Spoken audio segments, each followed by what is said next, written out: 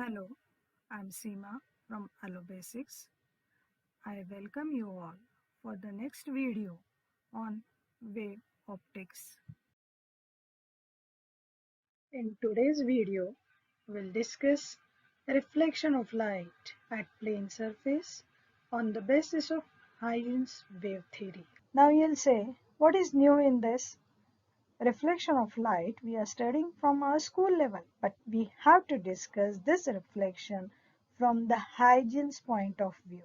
We'll consider a reflecting surface xy. These lines are representing surface is reflecting. For this reflecting surface, now we'll consider a plane wavefront is approaching towards this reflecting surface, and this plane wavefront is A dash B dash. This plane wavefront is traveling with the speed of light c, because I'm considering that it is in air. This wavefront A dash B dash is bounded by wave normals A dash A and B dash C. As we know that wave normals are perpendicular to wavefront, angle A dash and angle B dash are right angles. First of all, I'll draw normal to this reflecting surface at point A and at point C. Let MA and NC are the normals to this. As these are normals, the angle made by A dash AM is angle of incidence, or B dash CN is angle of incidence. Wavefront A dash B dash is approaching towards the reflecting surface according to Huygens principle.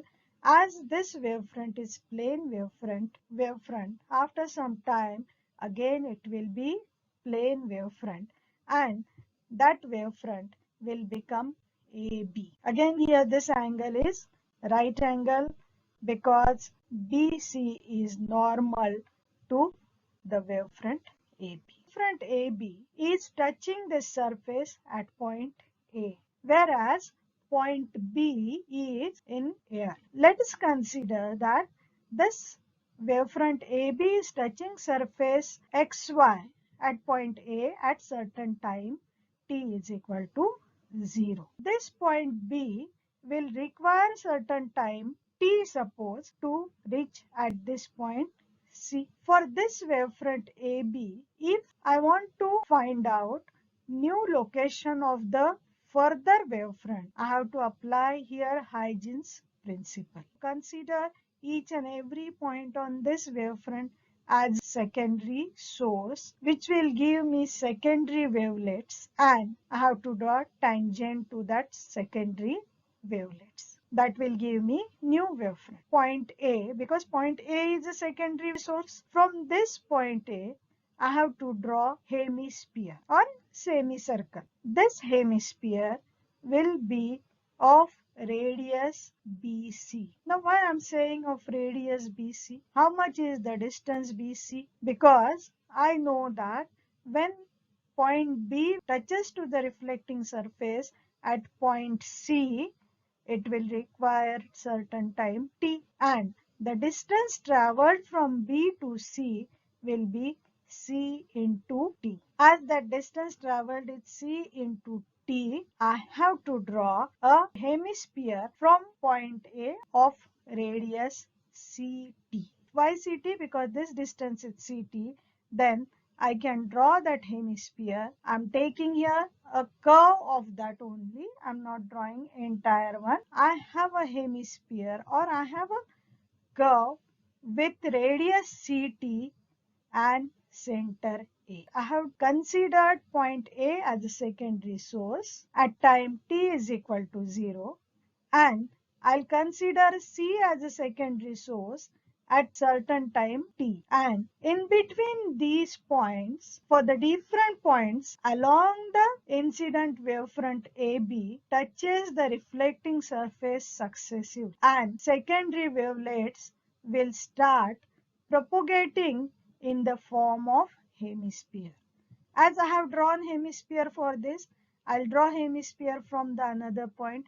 As this point will touch to this surface, as this point will touch to this surface, at this point will touch to this surface, and similarly when B will touch to the reflecting surface. These secondary wavelets will start propagating in the form of hemispheres of decreasing radii. A has maximum radius. Now the another point will have minimum. In this way, as we are moving from these points from A to C, the radius of the hemisphere goes on decreasing, and at point C, that radius becomes 0. So when I want to draw a tangential surface, I can consider this point C, and I can draw tangent to this curve and to this point C, and all other hemispheres have radii between these two, and that will give me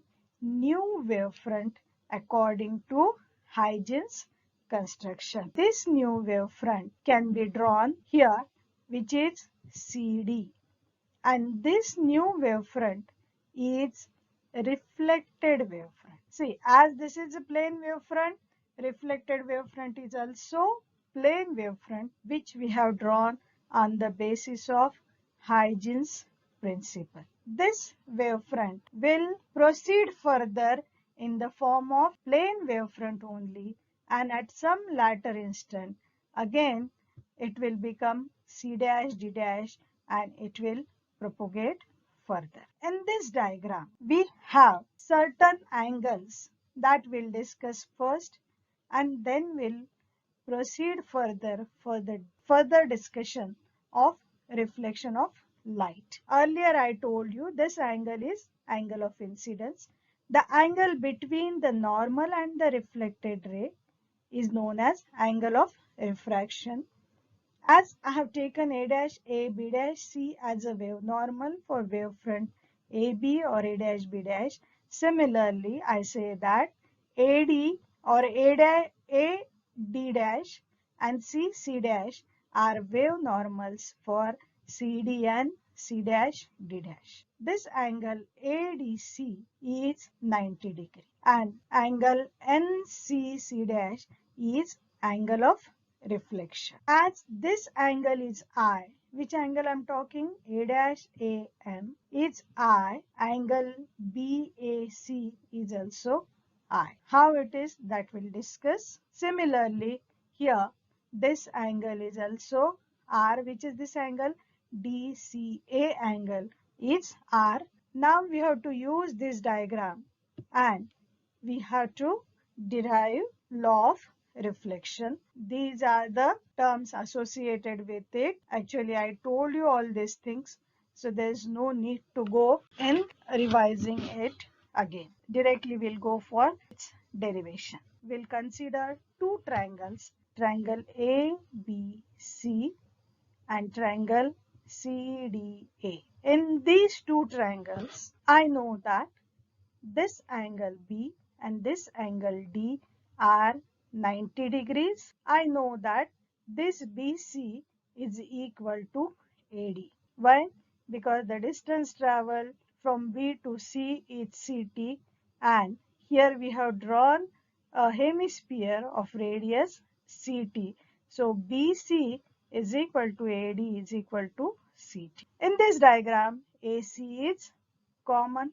Angle ABC and angle CDA, they are equal to 90 degrees. Already I told you reason for that. Now as I have these terms, so I can prove that these two triangles ABC and triangle CDA are congruent triangles. As they are congruent, their angles are also congruent. Now which angles I'm talking about?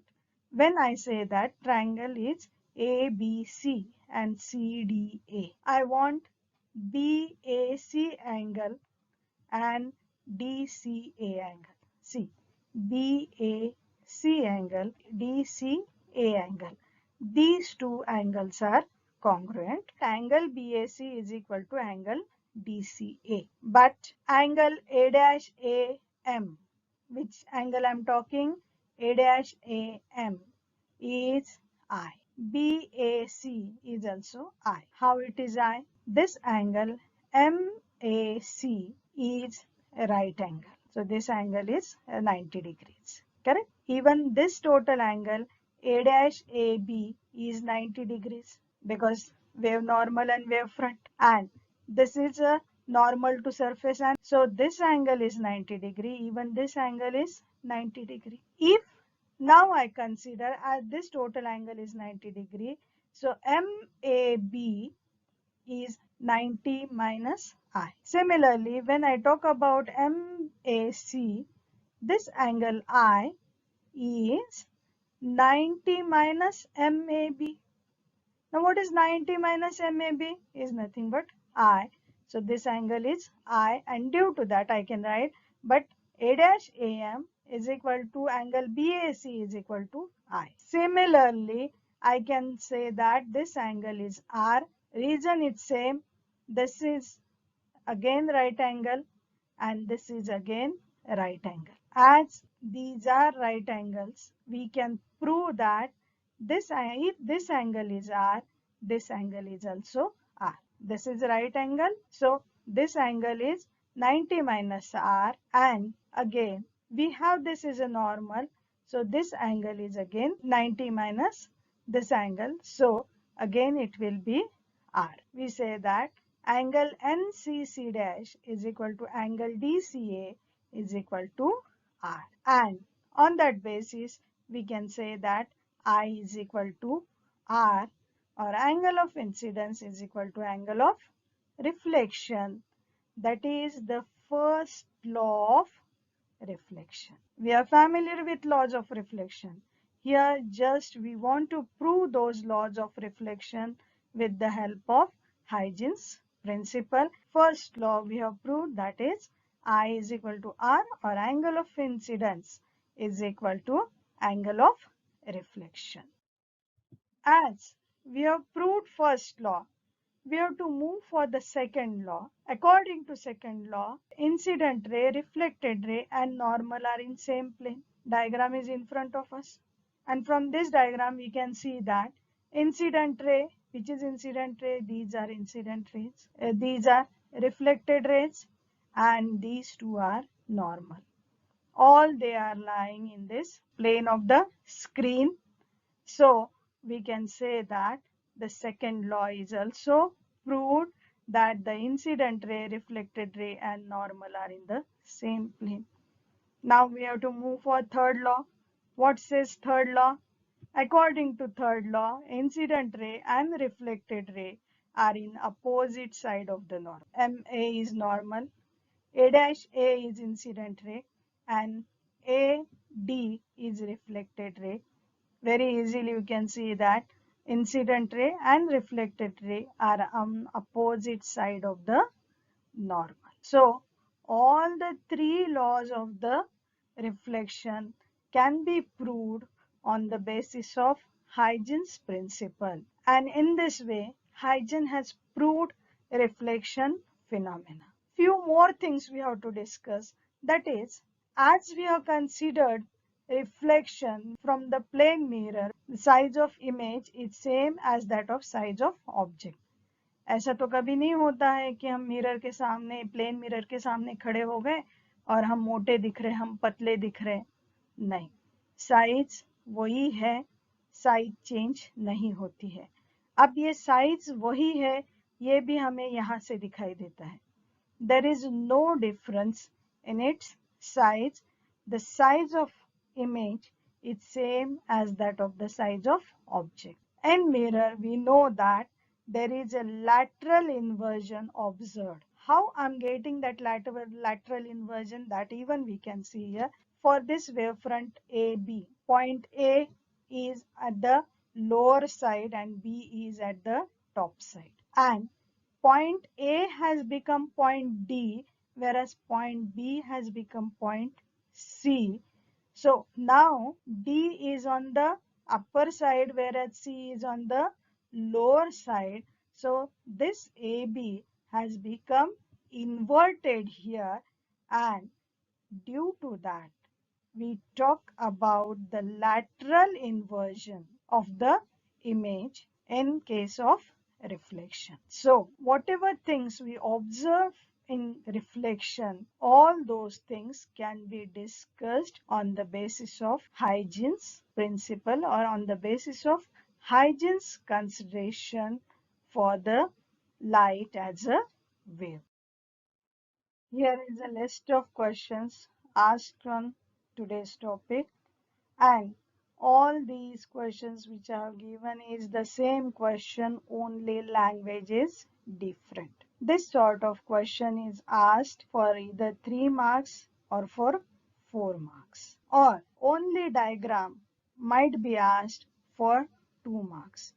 If only diagram is asked, generally marks are distributed as 1 mark is given for diagram and 1 mark is for labeling. But while you are drawing diagram for this, always keep in mind, don't forget to show arrows for the rays which will indicate light is coming from which side. If you miss on that, you may lose your marks. So be careful while drawing diagram. Show arrows for the rays. Thank you for watching. See you soon in next video.